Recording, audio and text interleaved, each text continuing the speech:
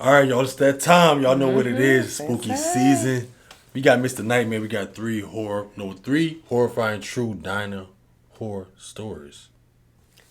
Dino horror stories? Diner horror story. That sound creepy already. Like around this time, Yeah. nighttime, probably some kind of. I don't know.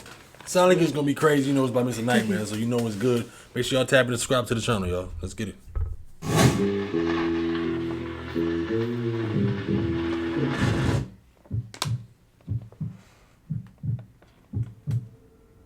I live in the state of Washington, in the Pacific Northwest. I used to work at a late-night diner on the side of the highway. I was 29 years old. I worked the closing shift pretty often. The diner would close at 2 a.m., which was incredibly late considering how sparsely populated the area is. But even so, given the proximity to the highway, there would usually be at least one or two customers in the building until closing time. Having grown up in the South and moved up here, I can tell you the people are different. In the South, there's a huge emphasis on hospitality and small talk. But up here, people here are kind, but not overly friendly. I feel like the air lends itself more to introversion. I used to be a waitress down south, and I'm telling you from experience, the customers were a lot chattier down there. Up here, people seem to want to keep to themselves a little more. This was approaching closing time. The kitchen's last call was at 2 technically, even though the diner was advertised to close at 2. It was really frowned upon if a customer would come in and order something that late, but it did happen. It happened that night, as a matter of fact. There were only 2 employees in the building, myself and the chef. It was like 1:50 a.m., and in comes a lone, heavy-set man. He was wearing awkwardly high jeans, a gray shirt tucked in, a brown jacket, and he had a brown mustache and glasses. I asked him if he'd like to sit at the bar or a table, and he asked for a table. He kept smiling the whole time, so I smiled back. I gave him a menu and informed him the kitchen closes in 10 minutes. Smile like. He looked at the menu for a few seconds, and then said he'd like a black coffee and some French toast. Around this time, he also introduced himself as Nolan. Luckily, his order was simple enough. I went into the kitchen and told the chef the order, who still had a slightly annoyed face in reaction. I just responded to with, "I know." I stepped back out to the dining area, and Nolan waved me over. As I neared, he struck up a conversation with me, something rather unusual for folk around here at this hour. He asked me if I was from the area, and started complaining about all the potholes in the road around here. I responded, yeah, it's all the freezes we get in the winter. Basic small talk. I did tell him that I'm from around here, and he perhaps pressed a bit too specifically about where I was from. I told him a vague, general area. I never tell people exactly where I live, obviously. Never. He said he just moved to town not too long ago. As he spoke, I analyzed his body language and character in general. He seemed like a somewhat nerdy older guy, and this may have been his idea of flirting. Didn't bother me much though. I dealt with it back home in the South all the time, so I was used to it. Since this was the last customer of the night, the chef personally came out and placed his food on the counter. I went to grab it and bring it to Nolan. By this point, he had his food and coffee, and everything else was about ready to close up shop. I wiped down the counters and tables and everything already. I stayed behind the counter, a little further away from Nolan, because I was tired of conversing with him. My social energy was drained, and I was ready to get home and go to sleep. When he finally finished his food, I went to drop off his check before he even asked for it, politely, non-verbally implying that we were closed and we wanted to get home. He paid by card, and then he left. The chef would be the one closing up the place, so after cleaning Nolan's table and gathering all my belongings, I said goodbye to the guy working in the kitchen and walked out to my car. There were 3 cars in the lot, mine, the chef's, and a third one that I couldn't explain. There was a silver, older-looking car, like a 2005 Toyota or Audi or something. I wasn't sure. I also couldn't tell if the windows were tinted or if it was just so dark out that I couldn't see into the car. But I wasn't able to tell if someone was in the car or not. It was parked on the dirt closest to the highway. I wondered if it was Nolan's car. I got in my car and started heading home. The diner to my home is about 20 minutes. I was on the highway when a ding came from my dashboard and the tire pressure screen popped up. Oh, Lord. I started freaking out. I didn't know how to change a tire. I'd never even called my roadside assistance company. I was still a decent way from home. The tire pressure to my rear passenger side tire was dropping rather rapidly all of a sudden. from 20 down to 10, and then I started feeling not just the steering wheel shake, but the entire car shake. I had to pull off the road. I came to a stop and got out of the car real quick to look at the tire, and it was as flat as could be. Suddenly, as if they were just flicked on, a pair of headlights lit up the side of the road as it approached me, then slowing to a stop. I hurried back inside my car and locked the door. I truly didn't know what to do. And then there was a light tap at my window. I looked up and saw Nolan, the man from the restaurant. He waved at me with a smile. He was wearing gloves now. For the sake of the story, I'll use a fake name for myself. Nolan said through the window, "Kathy, is that you? Are you okay?" He laughed, acting like it was such a coincidence. I felt a knot in my stomach suddenly. I instantly knew he did this. I'm not a dumbass. He motioned for me to lower the window. I lowered it literally maybe 2 inches, just enough to speak through. He asked if I needed help. I told him I had a flat tire. He played dumb, asking me which one. I said the back passenger side. He started walking over to the other side, and at this moment, I dialed 911 on my phone. I let the phone sit on my lap as Nolan walked back to my side. He said through the window with his creepy smile that he knows how to change a flat. He asked me to step out of the car, and I said I'm waiting for my boyfriend to come and help me change it. During all of this, I heard the 911 operator speaking into the phone, but it wasn't loud enough for Nolan to hear it. I tried to make it as clear as possible my situation to the operator without being too obvious for Nolan to catch on. I basically said, "I'm not sure how I got a flat, but I'm waiting for my boyfriend to come help me change it. Thanks for offering to help, sir." He stood there for a second with a much less friendly look on his face. Then he walked away from the window. I took this opportunity to speak very quietly into the phone that this man slashed my tire and he's trying to get me out of the car. The operator asked my location, and I quickly opened the map on my phone and told her the name of the road I pulled off onto.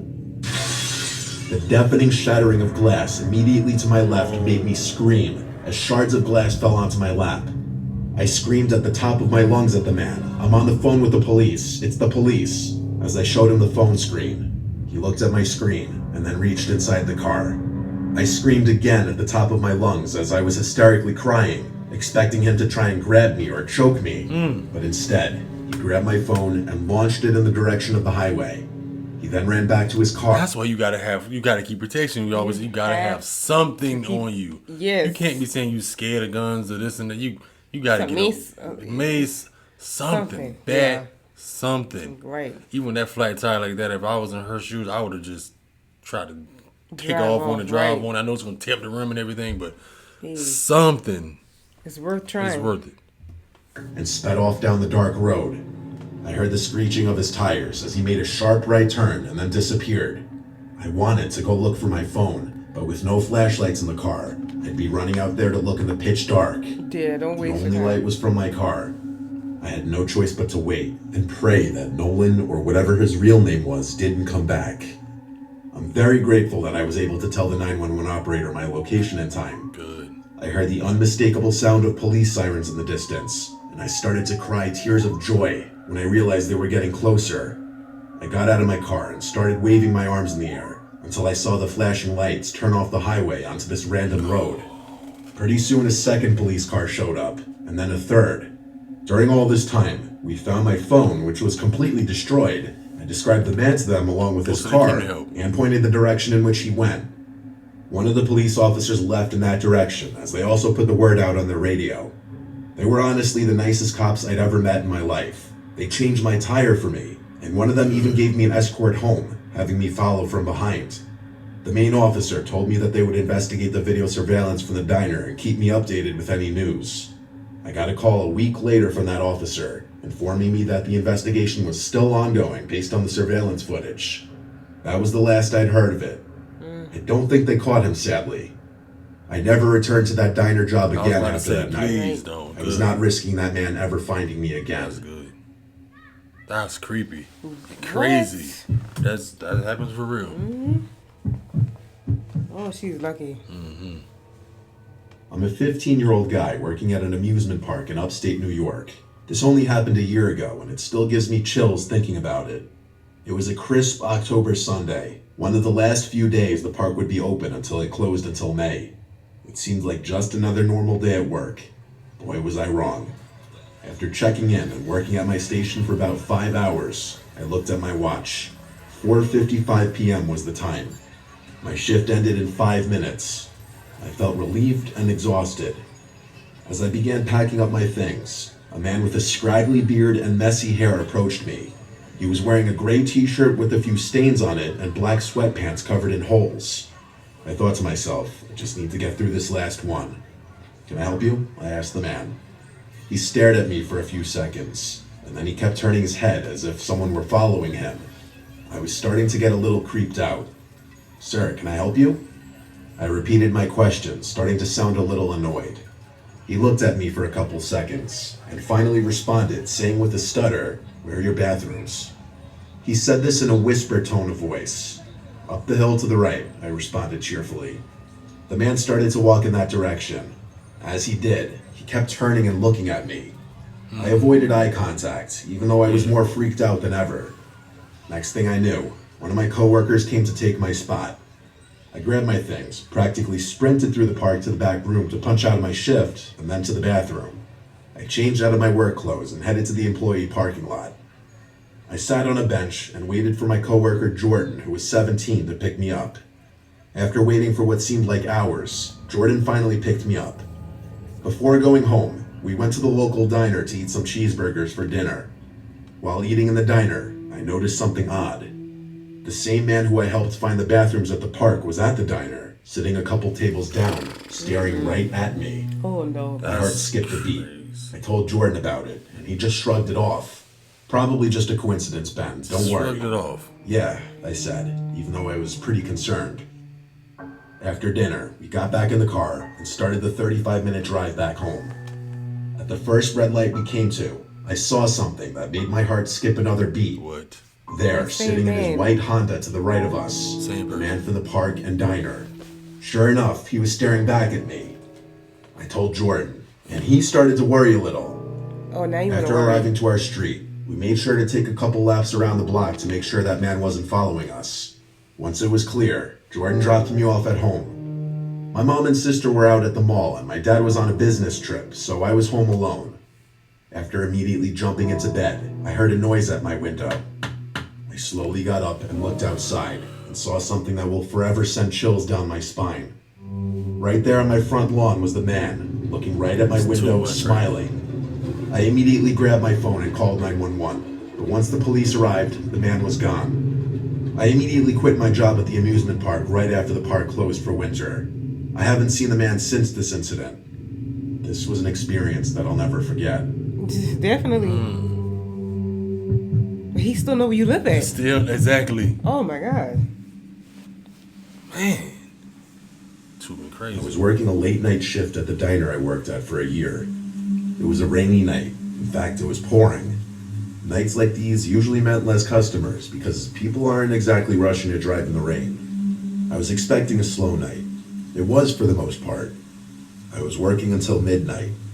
At some point closer to the end of my shift, in came a man and a woman significantly younger looking than him.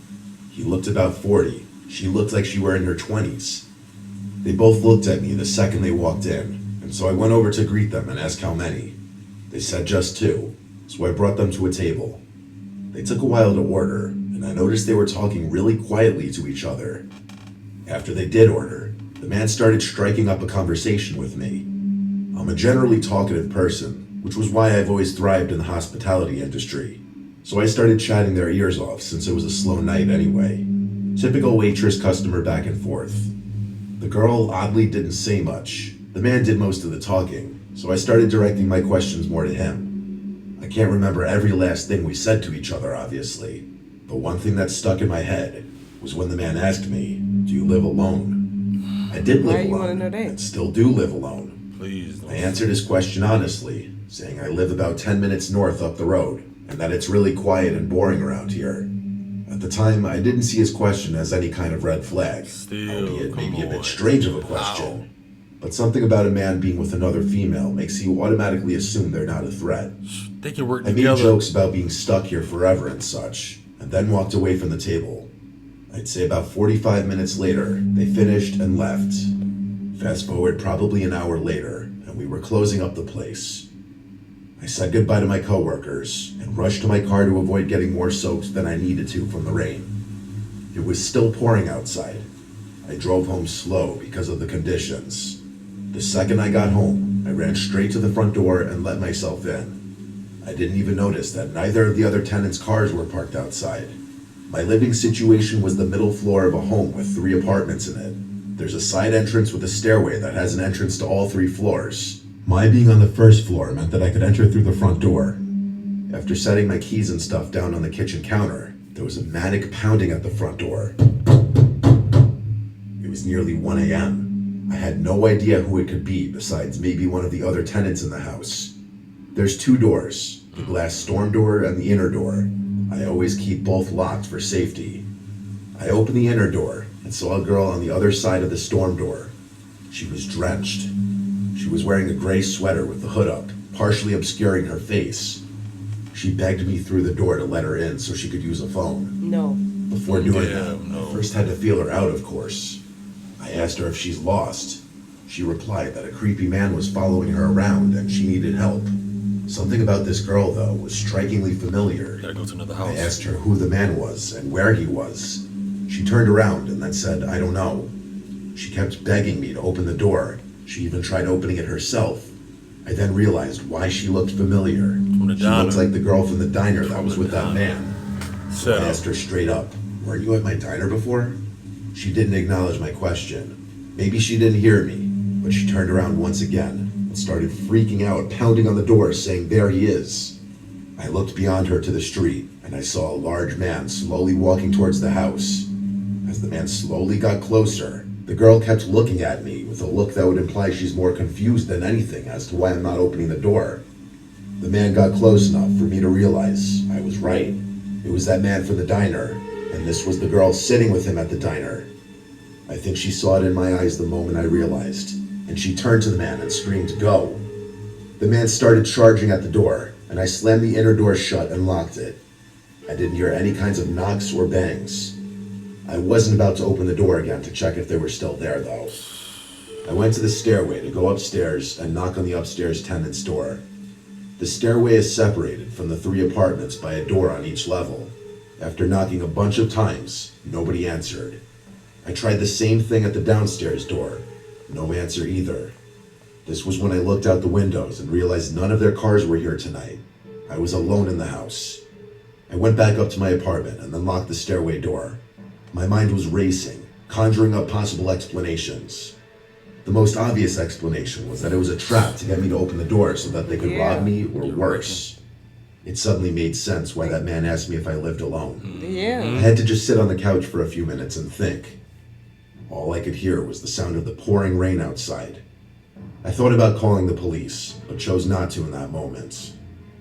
After a few minutes, I went to the bathroom to brush my teeth and get ready for bed when I heard a knocking Can't sound. go to bed, right? You're I right. left the bathroom to listen, and I was right. It was a knocking sound. It was coming from the stairway door. I walked over to it, thinking it was one of the tenants. I said, "Who is it?" There was no verbal response, but It's the whoever it same was people. knocked again. I said both of the other tenants' names. No response. The only thing I could say is, "If you don't identify yourself, I'm calling the police." I practically screamed it. They heard me for sure. They knocked once again. So I yelled, "What do you want?" And a voice from the other side said, "Your blood on me." I ran to my room You and better locked call the myself police. inside and called the police. I hid in my closet while I was on the phone, and I stayed in there. The sounds of the rain, wind, and thunder outside constantly startled me. I worried about any little sound coming from inside the house. It was the longest 10 minutes of my life before I was told to let the police inside the house at the front door. They wrote a report of everything. They checked the front and backyard. Then they suggested I find another place to sleep for a few nights. I took that advice, packed a bag real quick while they were there, and then left to drive to my parents' house for the night. I returned the next day to the house. There was a knock at the stairway door, and this time it was actually my neighbor from upstairs. I opened the door, and he pointed at the door and asked, "What's this about?" I was horrified to see a message on the door saying, Thanks for the service, Beth. It was written in marker. I couldn't stay there for a while. I had to stay with my parents for a few weeks until this blew over. I got a new apartment pretty close by the following month. Better safe than sorry. I wouldn't get an apartment close by. Exactly. Boy. That's crazy. My thing is, how did you manage to try to go to bed Right. after something like that Shower, happened? Go to bed. What? I wouldn't even have gotten in the shower. Me neither. I would have just been calling the cops. Can't hear. I would have been up, like Getting ready. for something, knife, something like. Bad. Something. All of those was crazy. I would have been calling the cops first. Yeah, you You wasn't said gonna call the the girl cops. knocking at the door said she need help. I said, well, I can call the cops for you because I'm not letting you in Yeah, here. you just showed my place to come to. It ain't anybody Then you else's. start. Then you recognize the girl, and you still didn't do the man. I'd have called the cops the first thing. First thing. That has been crazy. All three of them. It's crazy. 3 horrifying true down to horror stories by Mr. Nightmare. Make sure y'all check out his page too. Make sure y'all give us a thumbs up as well. Leave comments below. How do y'all feel about those 3 stories? Which one was the most creepiest to you?